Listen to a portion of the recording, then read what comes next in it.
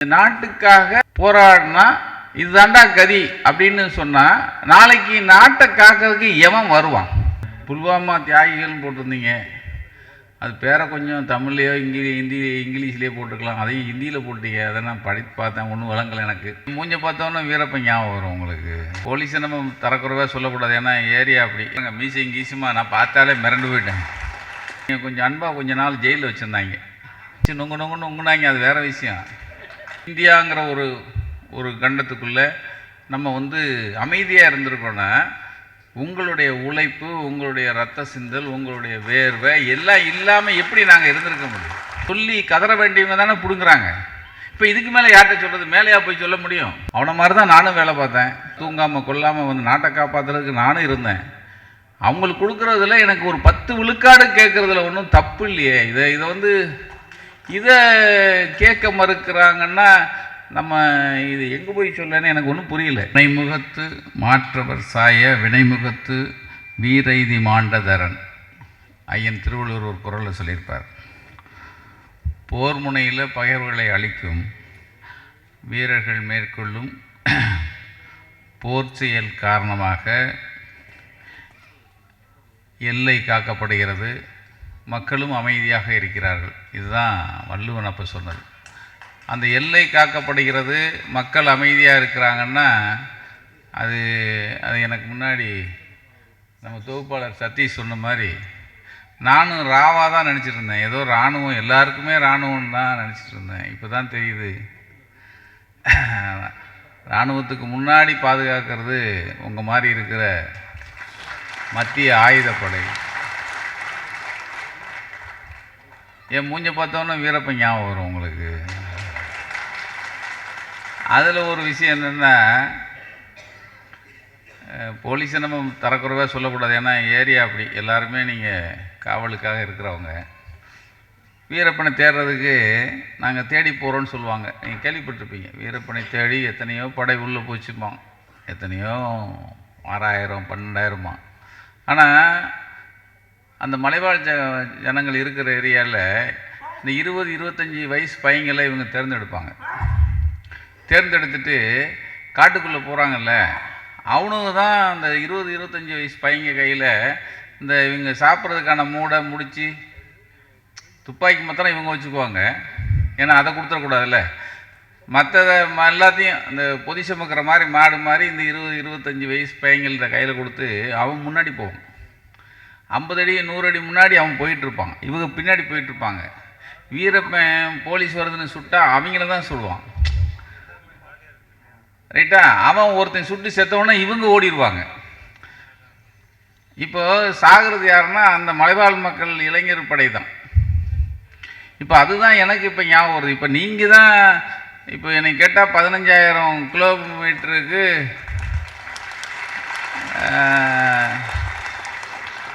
இது நம்ம எல்லை இந்தியாவோட எல்லை 15,000 கிலோமீட்டர் எல்லைன்னு நம்ம படிச்சிருக்கோம். ஏன்னா உங்களுக்கு இதுலேயே இருக்கிறவங்களுக்கு உங்களுக்கு தெரியும்.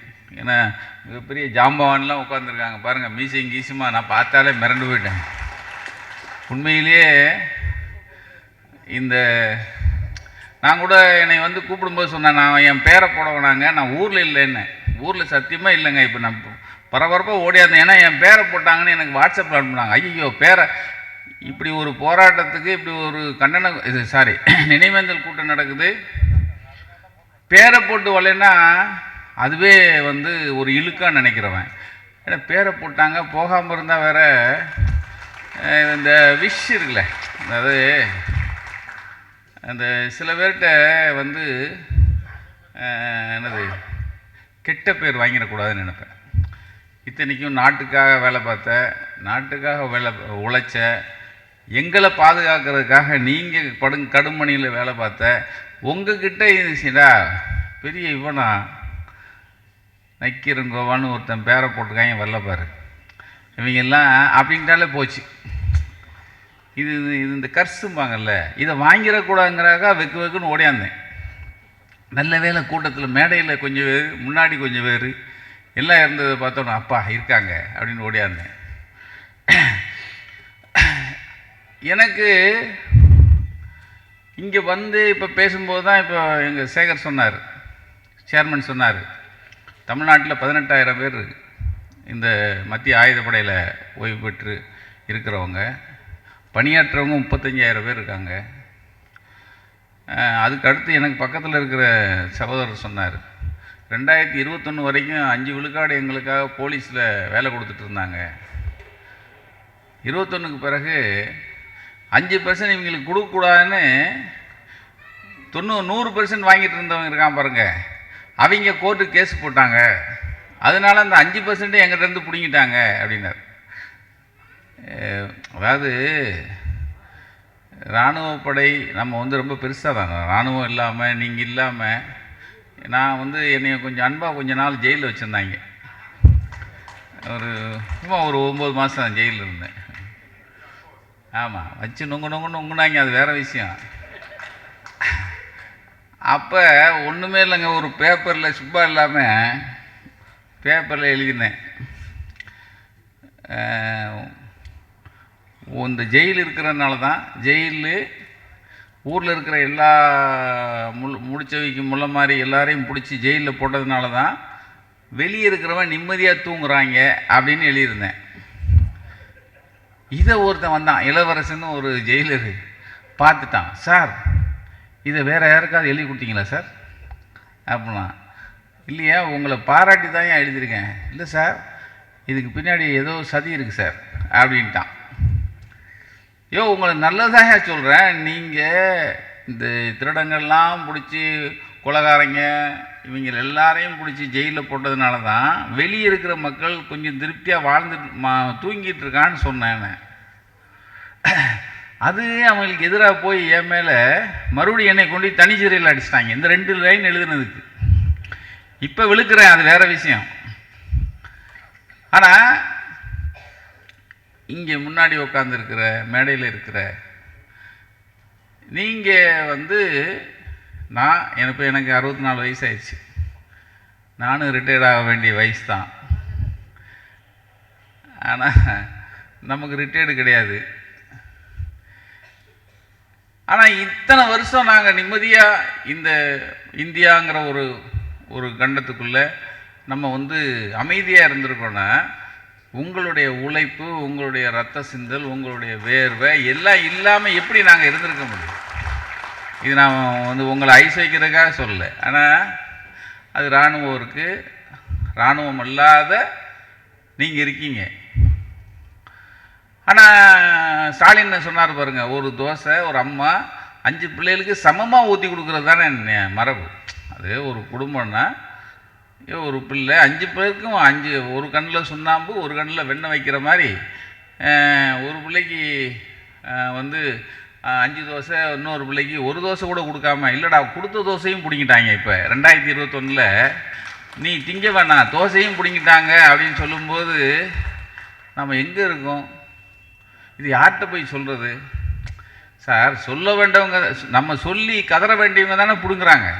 இப்போ இதுக்கு மேலே யார்கிட்ட சொல்கிறது? மேலேயா போய் சொல்ல முடியும்? இப்போ இதுக்கு என்ன வழி? ஒரே வழி, எங்கள் மாதிரி இருக்கிற பத்திரிகைகள் மக்கள்கிட்ட கொண்டு போகணும். இப்போ மாண்புமிகு அமைச்சர் வர்றதா சொல்லியிருக்காங்க, அது ஒரு நல்ல விஷயம். இப்போ எங்ககிட்ட வலுவான பத்திரிக்கை இருக்குது. அதனால் நாங்கள் இதை முக்கியமாக நாங்கள் வந்து மக்கள்கிட்ட கொண்டு போவோம். நீங்கள் அரசாங்கத்துலேயும் கொண்டு போய் கவனத்தில் கொண்டு போகிறோங்கிறதெல்லாம் செய்வோம். அதை மீறி நம்ம அதிக கேட்கலையே. அவனை மாதிரி தான் நானும் வேலை பார்த்தேன், அவனை மாதிரி தான் நானும் உண்டு, அதாவது தூங்காமல் கொல்லாமல் வந்து நாட்டை காப்பாற்றுறதுக்கு நானும் இருந்தேன். அவங்களுக்கு கொடுக்குறதுல எனக்கு ஒரு 10 விழுக்காடு கேட்குறதுல ஒன்றும் தப்பு இல்லையே.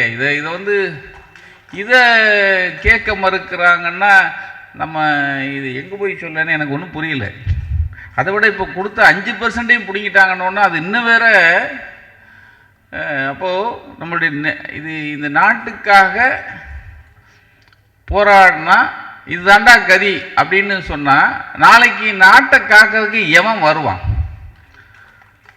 சார்? பிஎஸ்எஃப்பும் இந்த மத்திய ஆயுதப்படை இல்லாமல் நீங்கள் இராணுவத்தினரும் மற்ற வச்சிங்கன்னா நீங்கள் வந்து நீங்கள் பக்கத்துலேயே இதுக்கு எதிரி நாடுகள் எவ்வளோ பேர் உள்ளவரை நினச்சிட்டு இருக்காங்க. அவன் எல்லாருமே என்ன பண்ணுவான்?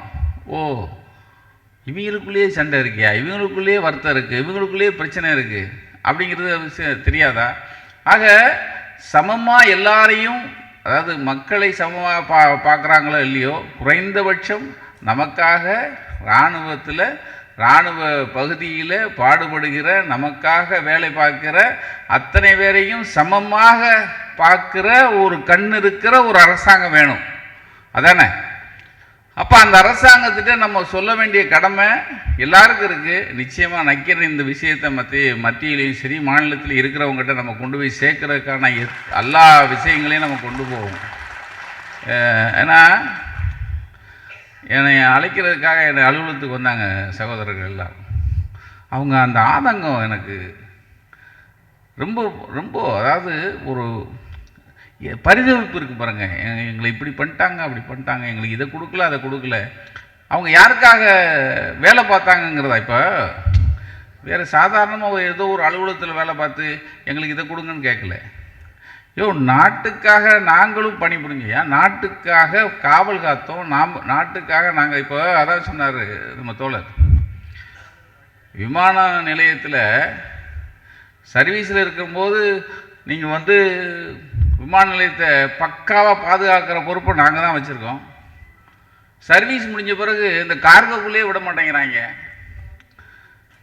விமானத்தில் வேறு எந்த பிரச்சனை வராமல் பாதுகாக்கிறது நாங்கள் சர்வீஸில் இருக்கும்போது. மற்ற சர்வீஸ் முடிஞ்சு என்ன வெளியே வந்த பிறகு எங்களை வந்து ஒரு எச்சியலையை தூக்கி போகிற மாதிரி தூக்கி போட்டுறாங்க. அப்படிங்கும்போது ரொம்ப வருத்தமாக. இப்போயும் பார்த்தீங்கன்னா, இப்போது நான் தான் கேட்டேன், இப்போது ஏர்போர்ட்டில் இப்போ கொஞ்சம் பேர் ஒரு ஆரஞ்சு கலர் சட்டை போட்டு ஒரு குரூப் இருக்காங்க, அது எக்ஸர்வீஸ் மேனுங்கிறான். ஏடிஎம் மிஷினு அதுக்கே எங்களுக்கு இடம் இல்லைங்கிறாங்க. ஏடா, குறைஞ்சபட்சம் ஏடிஎம் மிஷின் பாதுகாக்கிற கூட இவங்களுக்கு அருகது இல்லாமல் போச்சு. அப்போது இது வந்து எங்கள் ஸ்டாலின் சொன்ன மாதிரி ஒரு கண்ணில் வெண்ணெய் ஒரு கண்ணில் சுண்ணாம்பு. இப்போ இதை கலைகிறதுக்கு தான் இந்த கூட்டம் இவ்வளோ பெரிய. நான் கேட்டேன், காமராஜர் மண்டபம்னா சார் 2000 சீட் இருக்குமே, அதுக்கு என்ன பண்ணுறது, அவ்வளோ பேர் வராங்க அப்படின்னாங்க. இவ்வளோ தான் வந்தாங்களா, என்ன இருக்காங்க, வந்துட்டு போயிட்டாங்களா? ஓ, நிறைய வந்துட்டு போயிட்டாங்க. சாரி, நான் தான் லேட்டாக வந்தேனா? ஓ, சரி சரி சரி சரி. இல்லை, தவறாக சொல்ல, இவ்வளோ பெரிய ஹால் எடுக்கிறீங்களே, அவ்வளோ பேர் வருவாங்களான்னு கேட்டேன். அப்போ தான் சொன்னாங்க 18,000 பேர் இங்கே சென்னையில், இது தமிழ்நாட்டில் இருக்காங்க. 18,000 பேர்னால் அவங்க குடும்பம் இருக்குது. இந்த இப்போ எல்லோரும் குடும்பம் சார்ந்து வந்தவங்களாம் நிறைய இருக்கீங்க. நிச்சயமாக உங்களுடைய போராட்டம், அதாவது நீங்கள் ஒரு எதிர்பார்ப்போடு தான் அந்த போராட்டங்கிறது நம்ம ஏதோ வருஷானா வந்து சாப்பிட்டு போகிற மாதிரிலாம் இல்லை. மக்கள்கிட்ட இந்த பிரச்சனை கொண்டு போகணும், அரசாங்கத்தில் இந்த பிரச்சனை கொண்டு போகணும். அதுவும் மாநில அரசாங்கம் இது இப்போ இருக்கிற அரசாங்கம் நிச்சயமாக இதை கவனத்தில் கொள்ளும். அந்த அளவுக்கு நம்ம இந்த பிரச்சனையை அவங்ககிட்ட நம்ம எடுத்துகிட்டு போவோம். எனக்கு வரும்போதே அந்த என்னது பொக்கே கொடுத்து பொன்னாடை போட்ட உடனே நான் கொஞ்சம் கூச்சமாக இருந்தேன். ஏன்னா நினைவேந்தல் நிகழ்ச்சி, இதுக்கே நமக்கு பொக்கை கொடுக்குறாங்க, இதுக்கே பொன்னாடை போடுறாங்க அப்படின்னு. அது ஒரு இந்த சாங்கியம் வாங்கலை அது மாதிரி. ஆனால் அந்த புல்வாமா தியாகிகள்னு போட்டிருந்தீங்க, அது பேரை கொஞ்சம் தமிழ்லையோ இங்கிலீஷ்லேயோ போட்டுக்கலாம். அதையும் ஹிந்தியில் போட்டீங்க. அதை நான் படித்து பார்த்தேன், ஒன்றும் விளங்கலை எனக்கு. சரி புல்வாமா தியாகிகளாவது போட்டிங்களே, அதை கொஞ்சம் மாற்றிருக்கலாமோன்னு எனக்கு ஒரு சின்ன இதுதான் அது. ஆனால் 40 பேர் தியாகம் பண்ண இதே நாளில் அரும்பாடுபட்டு, அதை 2019 தானே சார், 2019 இதே நாளில் இந்த அனைவரையும் ஒன்று திரட்டி இது நிச்சயமாக கோரிக்கை வைக்கிற மாநாடு, நினைவேந்தல் நிகழ்ச்சி, ஒரு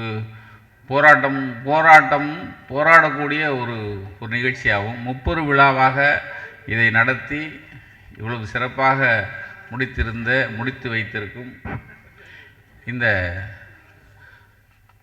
இந்த போராட்ட குழுவினருக்கும் சரி, இந்த நினைவேந்தல் நிகழ்ச்சியை நடத்தும் குழுவினருக்கும் சரி, இதை சார்ந்த தலைவர் பெருமக்கள், இதில் உள்ள உறுப்பினர் பெருமக்கள், வந்திருக்கிற அனைவருக்கும் நக்கீரன் வாழ்த்துக்களும் வணக்கங்களும். நிச்சயமாக இந்த பிரச்சனையை அரசாங்கத்திடம் கொண்டு சேர்க்க எங்களால் ஆன முடிவுகளை, ஆன விஷயங்களை தொடர்ந்து எடுத்து செல்வோங்கிறத நான் சொல்லிடுறேன்.